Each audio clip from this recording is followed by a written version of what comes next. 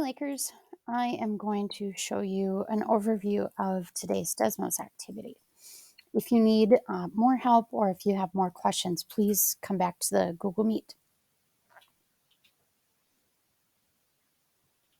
So first thing, order according to what comes first. For example, you want to wake up first and then maybe get dressed and then think about what you would do next. Then follow the pattern. For example, looking at these numbers, 5, 10, 20, notice the values are doubling. So 40 would be the next pattern. Continue those patterns. And notice that you have 4 of them. You will match all the cards. And this one, you're looking for what is the rule. So noticing this one, 40, then 30, then 20, then 10, you are subtracting 10 each time. So match that operation or that rule with the pattern. Let's find a multiply. Notice this one's multiplying. 2 times 3 is 6. 6 times 3 is 18. And 18 times 3 is 54. Then what you're doing is organizing them into a pattern, into groups. You can group them any way you want. I'm just randomly grouping them, but I would like you to think about any patterns that you notice that are grouped together into 2 different groups. There's no right or wrong answer, so I'm going to leave you to that one on your own. Then make sure to explain what specifically is different in each group so that you have 2 groups. Here is one way a teacher has grouped them. So explain, why do you think she grouped them this way? And then look at this teacher, Miss Newman's. She grouped them a different way. What's important about her grouping? Another way that we can look at patterns is using shapes. And we'll look at more of these in our sequence patterns. But explain what happens. Notice that we start with 1 square. Then we increase the number of squares by 2. So each time we increase by 2. So now let's look at what that common increase or decrease is.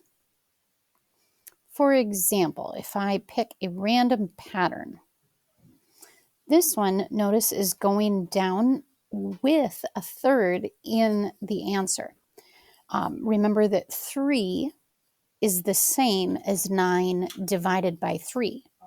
So the sequence goes from 10 thirds to 9 thirds to 8 thirds to 7 thirds and keeps going. And so that means we are subtracting a third each time. So these 2 are paired. Notice anything that's positive means that you're going to be adding. If it's negative, you're going to be subtracting. Another tricky one I'd encourage you to be aware of, even though this pattern shows a bunch of negatives, notice that we go from a large negative to a smaller negative to an even smaller negative to a smaller and smaller negative. So we are actually adding 9 each time.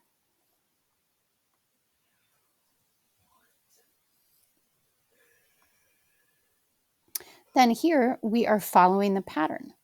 Notice that we are going to add 3 to 5 4 times.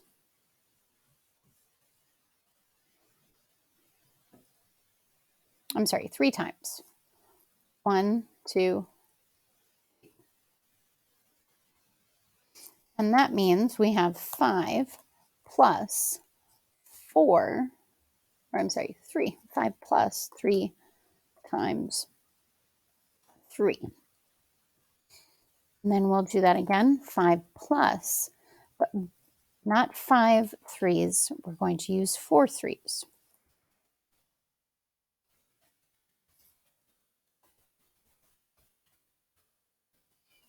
You can see a total of 4 threes, except that last one.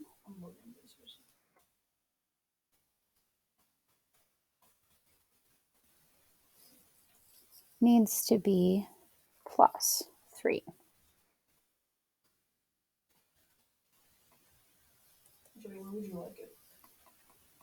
It's hard to see it when they don't expand the whole way.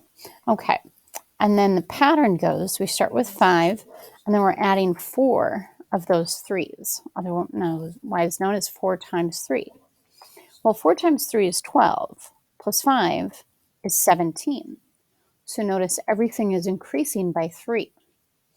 The next pattern would be 5 plus 5 times 3. And adding another 3 will give us 20. And notice that 5 times 3 is 15, plus 5 is 20. Following again, 5 plus 6. Or actually, I should put the 3 first so that you can see the pattern more specifically.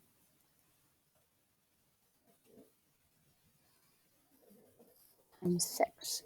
So notice increasing by 1. 1, 2, 3, 4, 5, 6, all being multiplied by 3 and adding 5.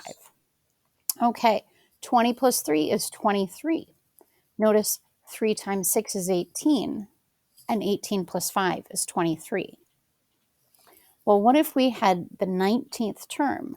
We're still going to add 5 and multiply 3 times 1 less than 19. 3 times 18 is 54, plus 5 is 59. Then down here, we are going to write a rule. And notice that it says the first 3 rows have been completed for you. Use them as an example to help you complete the table. This message will change when you've correctly filled out the table. Watch it change. We're going to start with 5, and then we're going to add 3 to 1 less than the term number. Nice. You've correctly filled out the table. Now we're going to match the sequence to the correct formula. So notice for this one, we start with 9. And because I know the sequence will model a pattern, I know that it will be constant. And I'm going to subtract because I notice it's going down. 9 went down to 1, so it subtracted 8. 1 minus 8 is negative 7. Negative 7 subtract 8 is negative 15. So I need to find a first term of 9, but subtracting 8. Notice starting with 9, the first term, subtracting 8. Keep following the patterns. Each card will be paired with another card. Now we're going to talk about an application. Answer the questions to the best of your knowledge and also write some questions. We have a seating diagram for the first 5 rows of a theater. Think about how you could determine the total number of seats in the entire theater. What information would be helpful? What do you need to know? The theater currently has 10 rows of seats, and the owner wants an 11th row. How many seats would there be in the 11th row? How do you know? In this one, we're going to look at how a graph can model the seats. First of all, first row has 17 seats. Right now, I'm on the 10 seats. Here's 16 seats. Odd numbers will be between the lines. So there's 17 seats. Then I'm going to move second row up to 20 seats. And then up to 23. So in between 24 or 22 and 24. And you can finish the rest. Then explain what you notice and how you could describe that relationship. Next, what you will see previously is a linear pattern. And I'm sure you already started to see it as I started the graph for you. But what I want you to pick out is what is true according to the theater and according to the equation. In 17, you're going to write the equation. Y equals, and then think about what is the zero term? What is the starting term? Notice it is increasing by 3 each time. So what would it do to just decrease by 3 each time? So we would start with 14, but again, we're increasing by 3 each time. And there's our y-intercept. There's our first point that it went through. Oops, come on. I want to plot. Okay, but there's the equation. Now apply that rule. What if we want the 11th row? Multiply 3 times 11 minus 1, and then add 17. For the remainder of the activity, you will be matching the starting value and the pattern of the points. Notice this third one has a starting value of 17. And remember, with sequences, we are using the starting value, not the y-intercept. We know the y-intercept is 14. That comes from the equation, but the arithmetic equation or the sequence equation is going to use the first term, which in this case is 1 and 17. First term is 17, and then to get to the next term, you go up by 3 and continuously go up by 3 in the pattern. Let's do one more together. I'm going to go to one that is decreasing. Notice this first term, 1 and 35. So we're going to start with 35. So the second one definitely doesn't work. But what are we going down by? We started 35 and then we go down to 28. So that means we are subtracting 7. Well, is 35 the y-intercept?